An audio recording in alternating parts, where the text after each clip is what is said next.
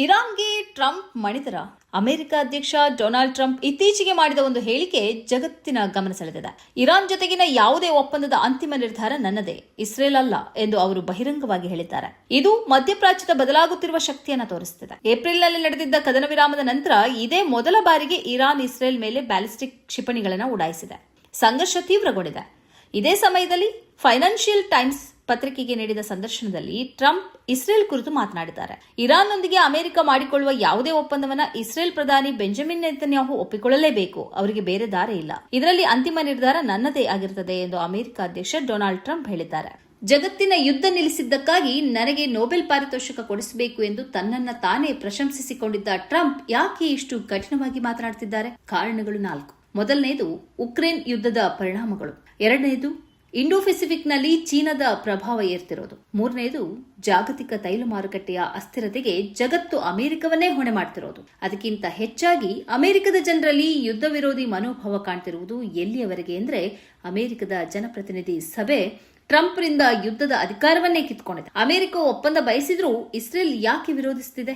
Benjamin Netanyahu ಅವರ ದೃಷ್ಟಿಕೋನ ವಿಭಿನ್ನ. ಇಸ್ರೇಲ್ಗೆ ಇರಾನ್ ಕೇವಲ ಒಂದು ದೇಶವಲ್ಲ. ನಾವು ಇಸ್ರೇಲ್ ದೃಷ್ಟಿಕೋನದಿಂದ ನೋಡೋದಾದ್ರೆ ಅದಕ್ಕೆ ಹಿಜ್ಬುಲ್ಲಾ, ಹಮಾಸ್, ಹೌತಿ ಬಂಡುಕೋರರು ಮತ್ತು ಇರಾಕ್ನ ಶಿಯಾ ಮಿಲಿಷಿಯಾಗಳ ಭಯ ಇದೆ. ಇವೆಲ್ಲದರ ಹಿಂದೆ ಇರಾನ್ ಇದೆ ಎಂಬುದು ಇಸ್ರೇಲ್ನ ವಾದ. ಇದಕ್ಕಾಗಿಯೇ ಇಸ್ರೇಲ್ ಇರಾನ್ ಜೊತೆ ಯಾವುದೇ ಒಪ್ಪಂದಕ್ಕೆ ಸಿದ್ಧವಿಲ್ಲ. ಟ್ರಂಪ್ ಇಸ್ರೇಲ್ ಅನ್ನ ಮಣಿಸಬಲ್ಲರೇ ಅಂತ ಕೇಳಿದ್ರೆ ಹೌದು ಮತ್ತು ಇಲ್ಲ ಎಂಬ ಎರಡೂ ಉತ್ತರಗಳಿವೆ.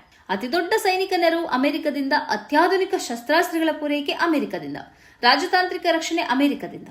ಹೀಗಾಗಿ ವಾಷಿಂಗ್ಟನ್ ಗಟ್ಟಿಯಾಗಿ ನಿಂತರೆ ಇಸ್ರೇಲ್ ಸಂಪೂರ್ಣವಾಗಿ ನಿರ್ಲಕ್ಷ್ಯ ಮಾಡಲು ಸಾಧ್ಯವಿಲ್ಲ. ಆದರೆ ಇನ್ನೊಂದು ಸತ್ಯವೂ ಇದೆ.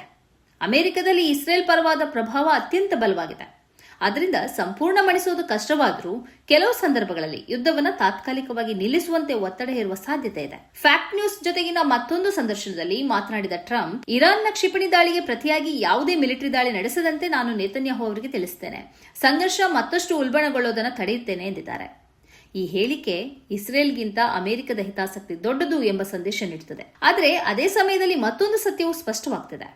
ನಿರ್ಬಂಧಗಳು, ಒತ್ತಡಗಳು ಮತ್ತು ಸೈನಿಕ ಬೆದರಿಕೆಗಳ ನಡುವೆಯೂ ಇರಾನ್ ಮಧ್ಯಪ್ರಾಚ್ಯದಲ್ಲಿ ಅಮೆರಿಕ ಮತ್ತು ಇಸ್ರೇಲ್ ಎರಡನ್ನೂ ಲೆಕ್ಕ ಹಾಕುವಂತೆ ಮಾಡಿರುವ ಪ್ರಾದೇಶಿಕ ಮಹಾಶಕ್ತಿಯಾಗಿ ಬೆಳೆದಿದೆ.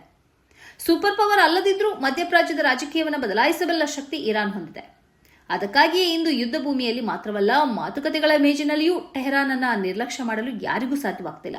ಲೆಬನಾನ್ ಬೈರುತ್ನಲ್ಲಿರುವ ಹೆಜ್ಬುಲ್ಲಾ ಸಂಘಟನೆಯನ್ನು ಗುರಿಯಾಗಿಸಿಕೊಂಡು ಇಸ್ರೇಲ್ ಇತ್ತೀಚೆಗೆ ದಾಳಿ ನಡೆಸಿತ್ತು. ಇದಕ್ಕೆ ಪ್ರತಿಯಾಗಿ ಇಸ್ರೇಲ್ ಮೇಲೆ ಇರಾನ್ ಕ್ಷಿಪಣಿ ದಾಳಿ ನಡೆಸಿದೆ. ಲೆಬನಾನ್ ಮತ್ತು ಇಸ್ರೇಲ್ ನಡುವೆ ಕದನ ವಿರಾಮ ತರಲು ಅಮೆರಿಕ ಪ್ರಯತ್ನಿಸುತ್ತಿದ್ರೂ ಇಸ್ರೇಲ್ ಬೈರುತ್ ಸೇರಿದಂತೆ ಹಲವು ಪ್ರದೇಶಗಳಲ್ಲಿ ತನ್ನ ದಾಳಿಯನ್ನು ಮುಂದುವರೆಸಿದೆ. ಅಮೆರಿಕದೊಂದಿಗೆ ಯಾವುದೇ ಒಪ್ಪಂದಕ್ಕೆ ಬರಬೇಕಾದರೆ ಇಸ್ರೇಲ್ ಕಾಯಂ ಕದನ ವಿರಾಮ ಘೋಷಿಸಬೇಕು ಎಂಬುದು ಇರಾನ್ನ ಷರತ್ತಾಗಿದೆ.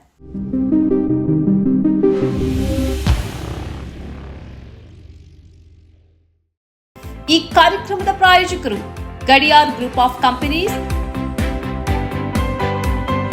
specialized in piling and shoring, engineering consultancy, firefighting, steel structures, real estate. Office, SIT Tower, Silicon Oasis, Dubai, UAE.